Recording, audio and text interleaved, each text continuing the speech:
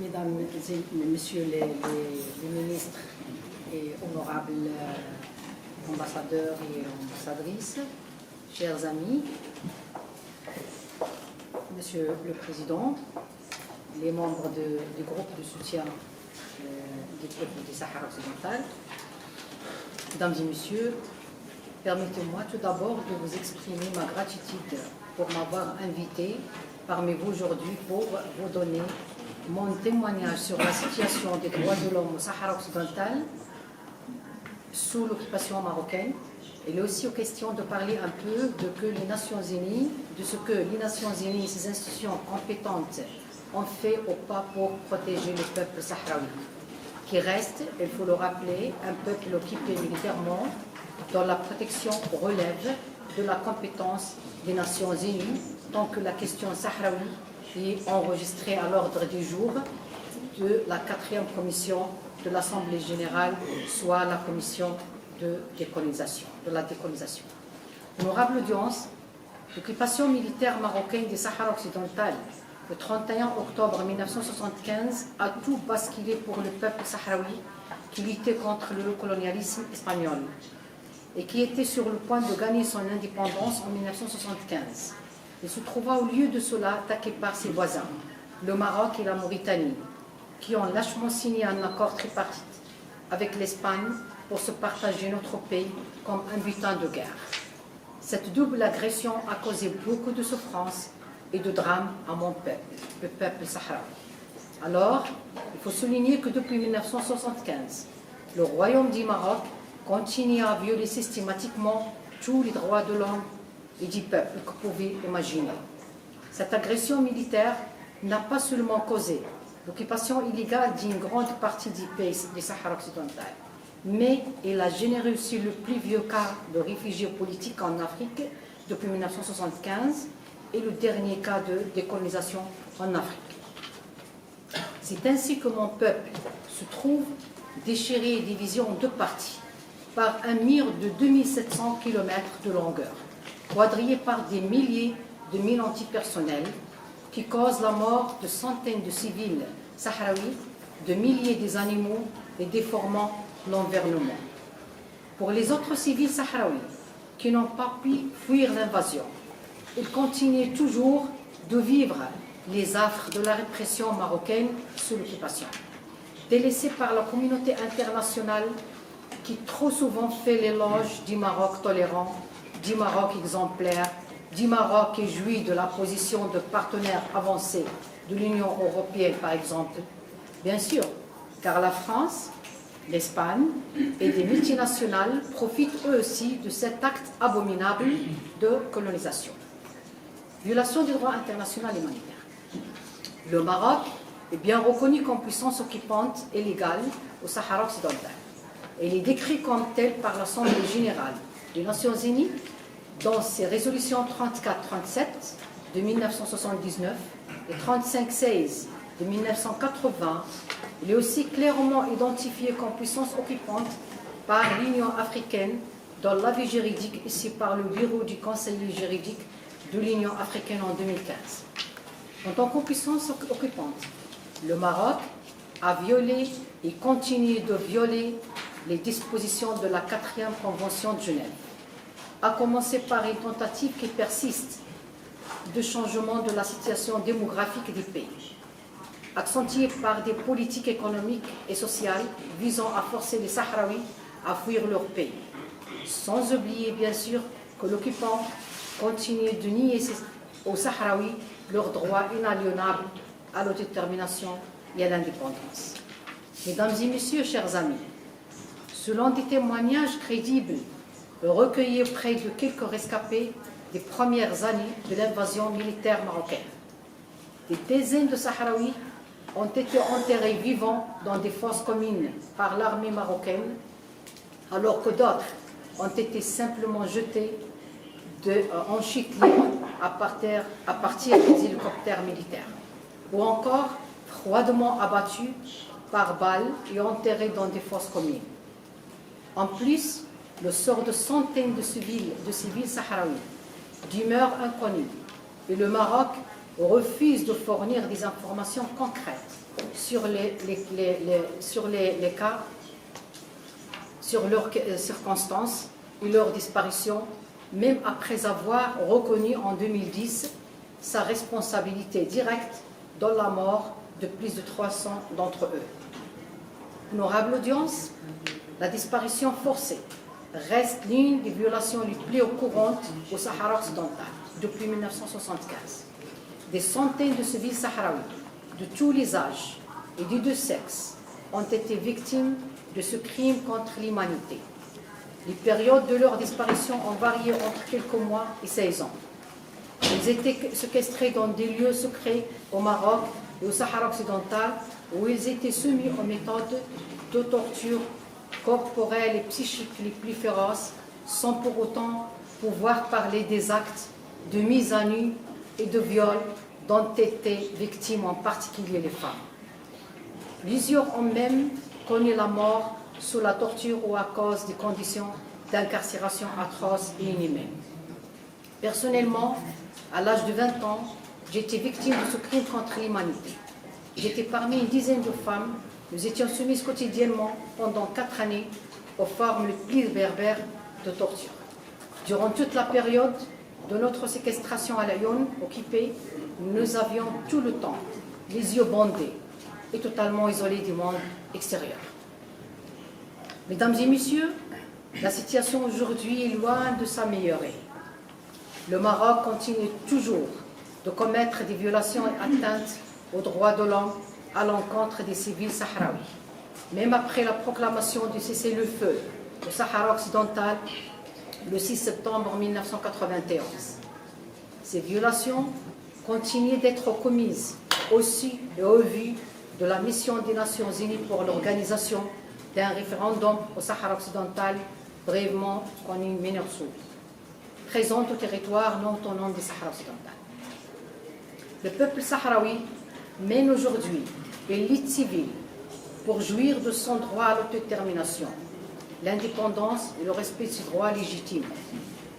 Malgré l'aspect pacifique de cette résistance populaire et malgré les appels lancés par des gouvernements étrangers et diverses organisations internationales pour les droits de l'homme, le Maroc s'abstient toujours d'honorer ses engagements en matière de respect des droits de l'homme au Sahara occidental. Il continue à maintenir un quadrillage militaro-médiatique sur les territoires occupés du Sahara occidental et à interdire toutes les formes de la libre expression, d'association et de manifestation pacifique. C'est ainsi que l'usage excessif et systématique de la force est toujours pratiqué par les autorités marocaines pour réprimer les manifestants sahraouis réclamant pacifiquement le respect de leurs droits légitimes. La torture et les traitements dégradants sont toujours pratiqués à l'encontre des civils sahraouis arrêtés arbitrairement par la police marocaine. Les femmes et les mineurs ne sont pas épargnés par cette répression. La justice marocaine refuse toujours d'avoir des enquêtes sur les cas de torture objet des plaintes déposées par les civils sahraouis, ce qui garantit l'impunité totale aux responsables marocains impliqués dans ces actes de torture et des traitements dégradants. De même, le Maroc fait toujours recours à l'arrestation arbitraire des civils sahraouis, exprimant leur opinion politique en faveur des droits du peuple sahraoui à l'autodétermination et à l'indépendance. En ce moment, 44 prisonniers politiques sahraouis sont détenus dans des conditions carcérales déplorables, très déplorables. Et en cas particulier, les 21 prisonniers du groupe Gdey Mizik et la jeune femme sahraoui, Mahfouz Al-Fqir, mère de 2 enfants. Leur seul péché est d'avoir pacifiquement revendiqué le respect de leurs droits légitimes et ceux de leur peuple. Mesdames et messieurs, ces prisonniers ainsi que leurs familles ont besoin de votre solidarité et votre soutien pour jouir de leurs droits humains à la liberté. Je suis témoin de ces atrocités, puisque j'étais moi-même victime de la détention arbitraire et de la répression marocaine en plusieurs reprises. La dernière fois, il y a un mois, après mon retour de Stockholm, où j'ai reçu le prix Nobel alternatif octroyé par la fondation suédoise Right Livelihood. J'étais violemment tabassée en pleine rue. Mesdames et messieurs, le Sahara occidental est toujours un territoire non autonome qui relève de l'autorité et la responsabilité des Nations Unies, puisqu'il est sous occupation et qu'il attend d'être décolonisé. Mais au lieu de protéger le peuple sahraoui des violations de la puissance occupante, l'ONU et sa mission de paix, ainsi que d'autres institutions concernées, telles le Conseil des droits de l'homme, semblent préférer vouloir satisfaire les exigences de la puissance occupante. Depuis 1963, date de l'inscription des Sahara occidental sur la liste des territoires non autonomes, l'ONU n'a jamais fait état de la situation de ce peuple. Pire encore, on devait attendre jusqu'en 2006 pour que le Haut Commissariat aux droits de l'homme envoie sa première mission dans le territoire. Il a en effet visité le territoire occupé, puis le campement de réfugiés sahraouis, et a rencontré des centaines de victimes de violations des droits humains. Mais, bizarrement, son rapport de mission est encore aujourd'hui sous embargo.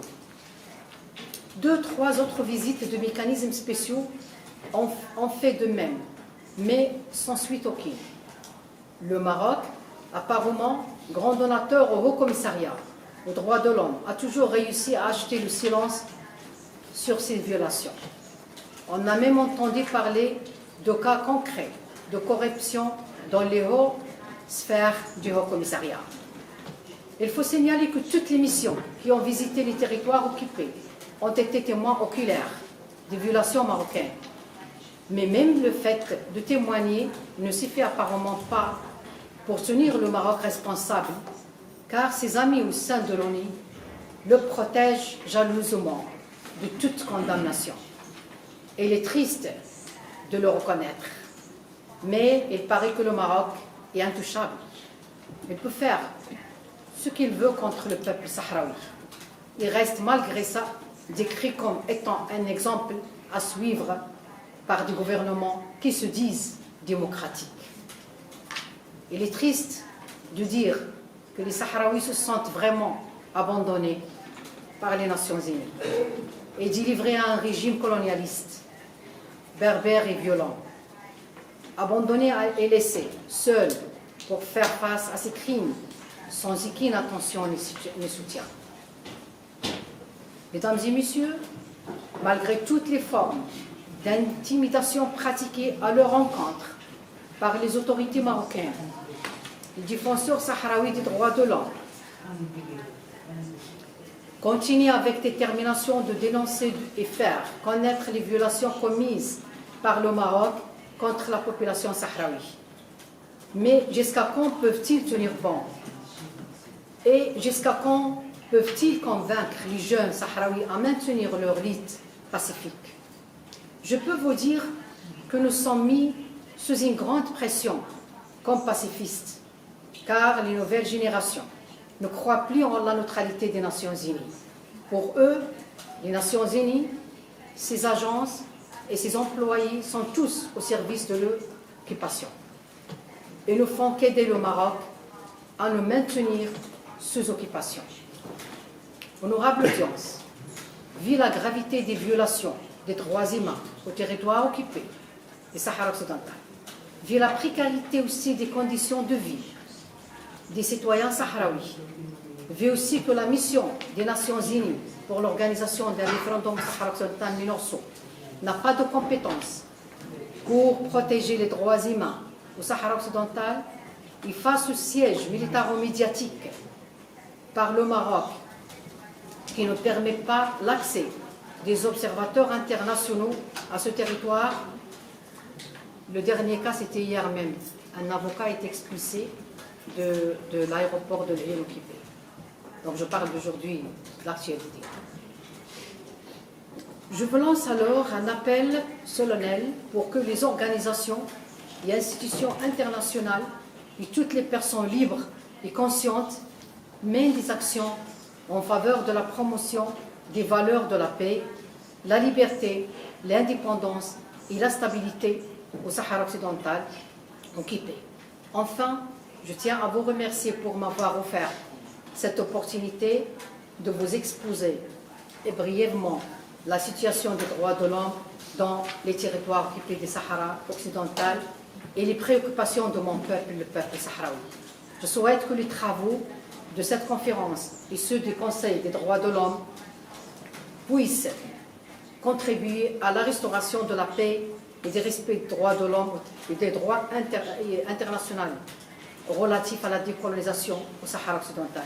Merci beaucoup pour votre attention.